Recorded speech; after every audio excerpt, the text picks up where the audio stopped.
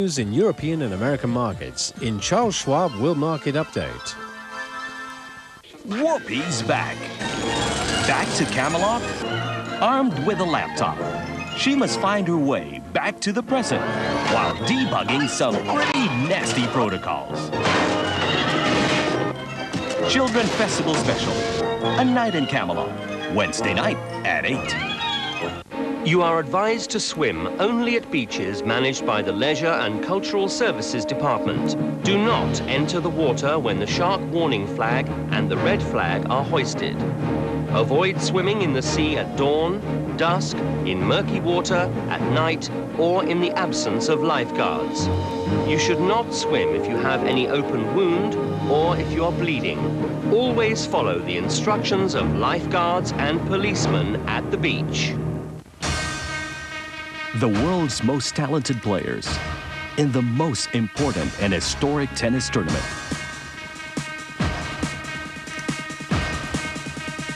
Wimbledon Tennis 2000. Semifinals and finals. Live in NICAM, Thursday to Sunday night. Charles Schwab World Market Update is brought to you by Charles Schwab Hong Kong Limited.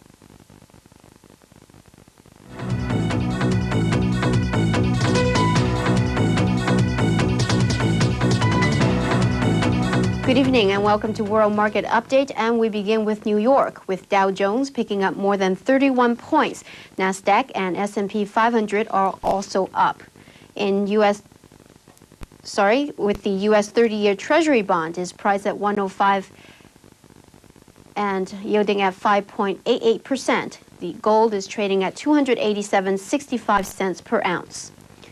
In US dollar rates, 105.96 to the yen, 95 to the euro, 151 to the pound, 163 to the Swiss franc, 147 to the Canadian dollar, and the Australian dollar is 59 cents.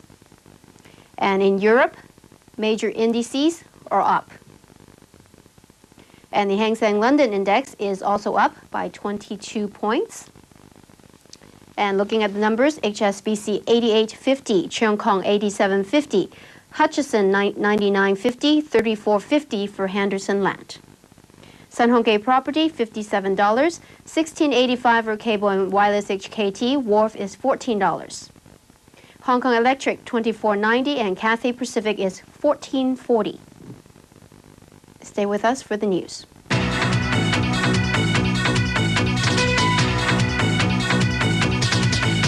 Charles Schwab World Market Update was brought to you by Charles Schwab Hong Kong Limited. And now for a roundup of all the day's top local and international stories, it's over to our news department. Stay with us. I can't explain it, Mulder, but you're doing exactly what I said. You're personalizing this case. So much that I've left unsaid for reasons I hope one day you'll understand. What is this, Scully? Mulder, your mom's dead. Etna MPF Special, The X-Files. Serial Tuesday night at 8:30. Now, you don't need to worry about exposing your credit card information when shopping online. With Eon Spot, no credit card details are keyed in because you pay for the transaction with your credit card at Eon's secure ATM network. Eon Spot.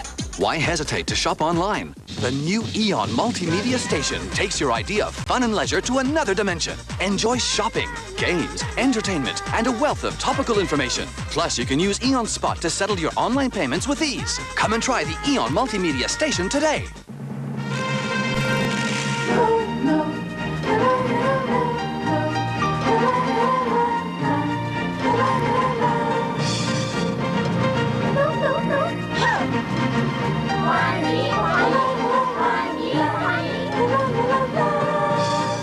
No matter how popular you are, don't smoke in designated no smoking areas, or you may get a bill for $5,000. For a healthier life, please don't smoke.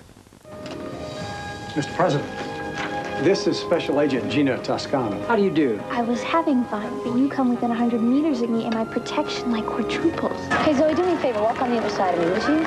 I think the President of the United States can do pretty much whatever he wants. You're wrong. The West Wing. Serial Tuesday night at 9:30.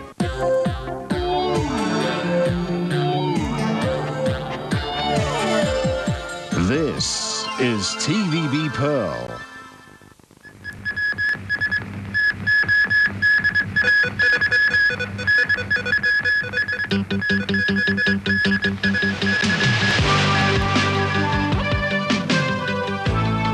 More fake 1,000 bills discovered. Mexico's Revolutionary Party is toppled. And Laotian unrest spills into Thailand.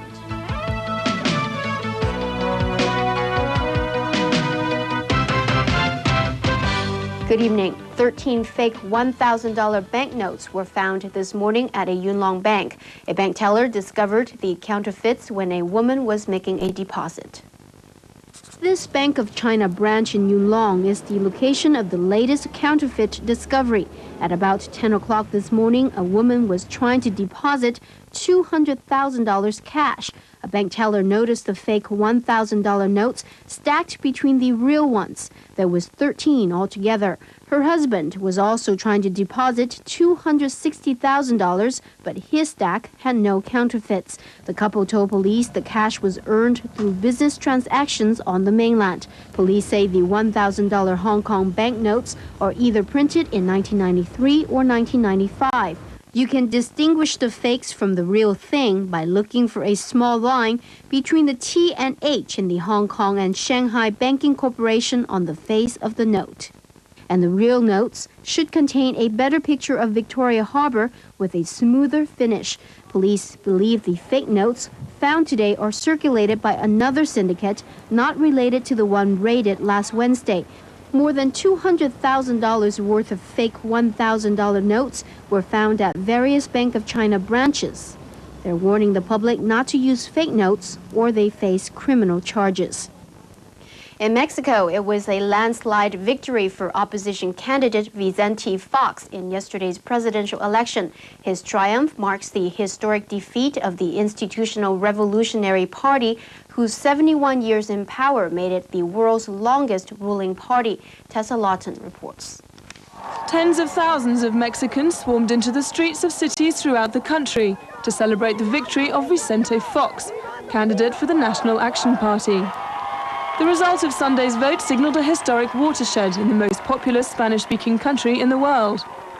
With more than half of the official count tallied, Fox had 45.2% of the vote, while the ruling PRI's Francisco Labastida trailed with 33.1%. Preliminary figures show voter turnout at a record 65%, a sign that Mexico's citizens had taken to heart the former Coca-Cola executive's calls for change. The voting process was generally conducted without incident, the only disturbances occurring when some booths in the capital ran out of absentee ballots. Addressing a crowd of thousands gathered around Mexico City's Angel of Independence monument, Fox urged his supporters not to seek retribution against the PRI, which had ruled Mexico along often authoritarian lines for more than 7 decades. Hemos ganado todos. He had words of praise for incumbent President Ernesto Zedillo, who swiftly acknowledged the opposition victory in an address to the nation and promised a smooth handover of power.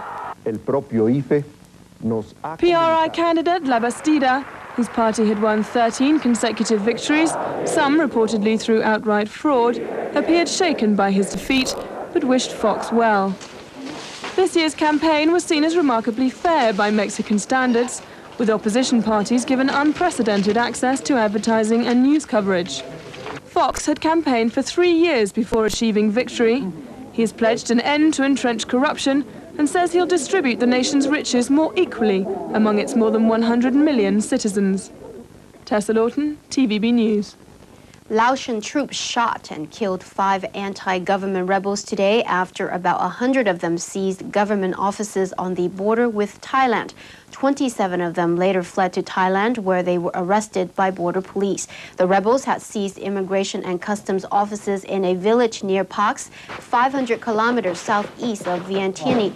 It was the most serious clash with government troops in recent years. Laos has faced mounting unrest in the past few months, with a series of bomb attacks in the capital blamed on ethnic Hmong rebels. However, the Thai military believes that the rebels involved in today's incident were mainly local villagers, not Hmong members.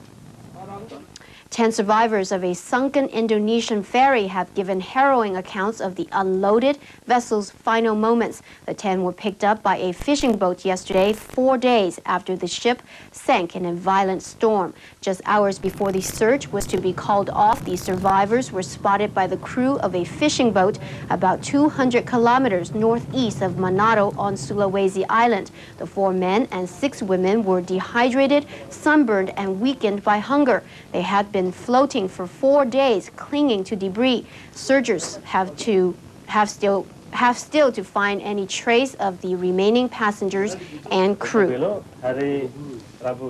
Mongolia's former communist rulers have swept back to power in parliamentary elections. State radio says the Mongolian People's Revolutionary Party won 72 of the 76 seats in Sunday's polls. Party chief Nemrabarini Ekabayer, who studied English literature at Leeds University in Britain, has indicated a rollback of the previous government's industrial privatization program. He'll seek to renegotiate the terms of financial aid offered by the International Monetary Fund to stabilize the Mongolian currency. At the same time, he's also trying to allay fears of a return to the oppressive Stalinist past. There are fears that with the overwhelming majority, the ex-communists will restrict the freedom which has flourished in the past 10 years.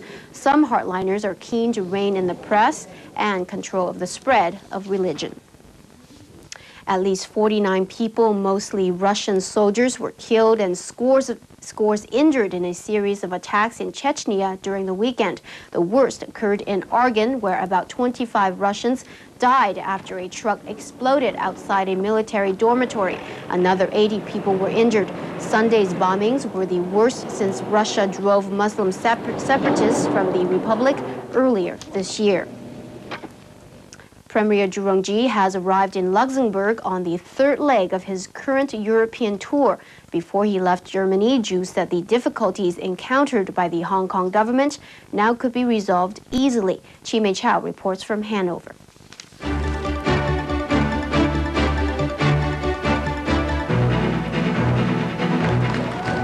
Tibetan activists tried to doorstep the premier outside the Chinese pavilion of the expo site in Hanover, but were swiftly stopped. This was the first batch of demonstrators Zhu has encountered since he arrived in Europe last Tuesday. Until now, there had been a surprising absence of protests against China's human rights records, which had marred almost every other trip made by Chinese leaders to the West. Do you think it'll work, these protests? I don't know really, but I think it's very important to say what we feel. Before leaving Hamburg on the last leg of his tour of Germany, Zhu was again full of confidence both in China's economic outlook and the Hong Kong administration's ability to govern. 每天都有问题，但是问题都可以克服。正像你们的住宅的问题一样，我想也能够解决。I see you later. Zhu arrived in Hanover by rail, a special journey arranged by the Germans who are trying to sell to China the high-speed train, the Transrapid. The delegation took a detour to the rural town of Larton, where the premier was given a test ride. Very good. Very nice. He had almost nothing but praise afterwards, except... 但是你们的技术也还是有缺点的，就是我们感到有一点儿头晕。 There's been controversy in Germany over whether the magnetically levitated train system is too costly, and the debate has stalled plans to build a track between Berlin and Hamburg. But it was only last Friday that China signed a deal to have a German consortium conduct a feasibility study on building a test line between Shanghai's commercial district of Pudong and the city's airport. Zhu left Germany today with an unprecedented agreement that would open Sino-German exchanges aimed at improving civil and human rights in China. From Germany, the Premier will travel to Luxembourg, Holland and Italy before wrapping up his visit in Belgium. There, he is believed to have scheduled a special meeting with officials to discuss the death of the 58 Chinese illegal immigrants found at the British port of Dover. Chi Mei Chao, TVB News, Hanover, Germany. Back locally, relief agency Oxfam says the government has overlooked the suffering of the SAR's labor force. In a recent survey, Oxfam found the number of what it called marginalized workers had reached 64,000 last year, a jump of 45% from 4 years ago. Marginalized workers include the unemployed, underemployed, and workers who are underpaid. Some of those lucky enough to find work earn less than $3,000 a month. They live in poverty, a growing problem Oxfam says the government has ignored. It wants minimum wage laws passed to better protect these workers.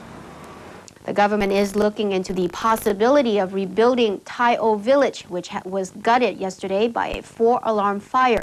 Resettling the hundreds of residents left homeless by the blaze has begun, but as Regina De Luna reports, many of them say they cannot afford to live in their new homes. Tai O villagers today wanted answers from fire services authorities after they were left homeless by a 4-alarm fire that ravaged their stilt huts. The blaze swept through the Lantau village in the early hours yesterday, gutting what was once a picturesque fishing outpost. And residents blame fire services for what they said was its slow response. Villagers claim fire hoses were fitted improperly, and there was initially no water coming out of them.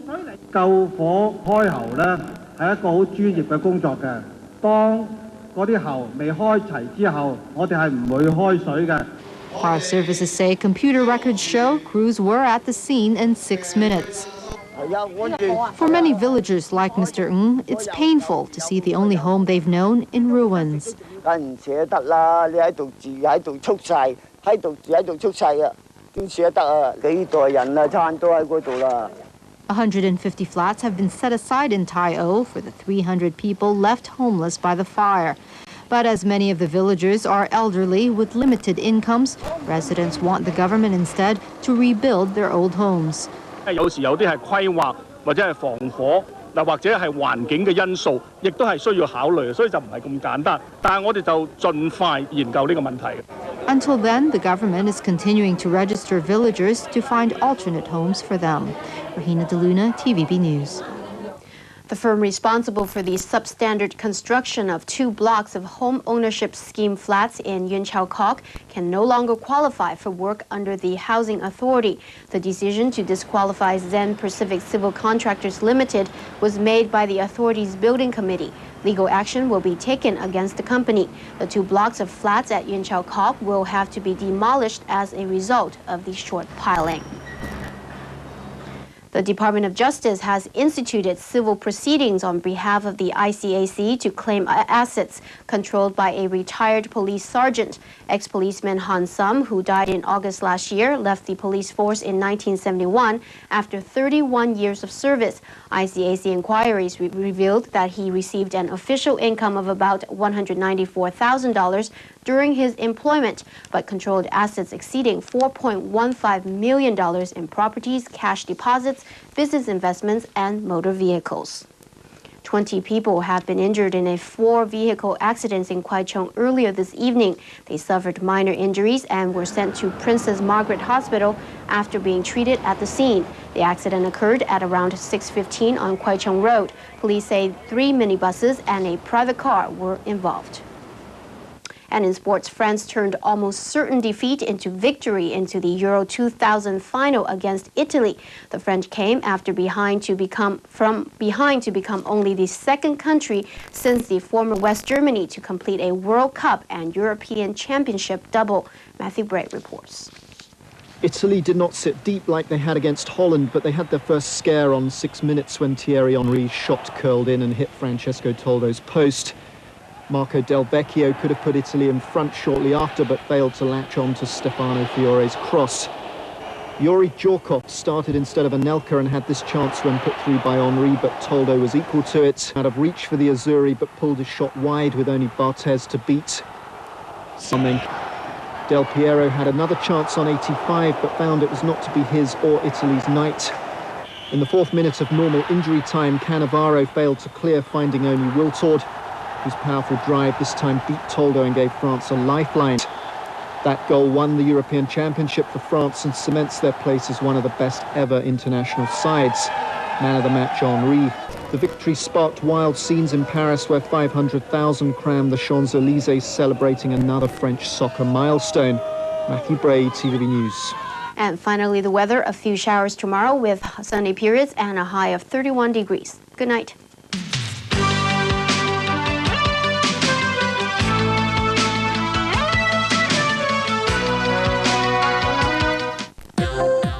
And come up shortly in our program lineup, stay with us for more coverage of Wimbledon Tennis 2000.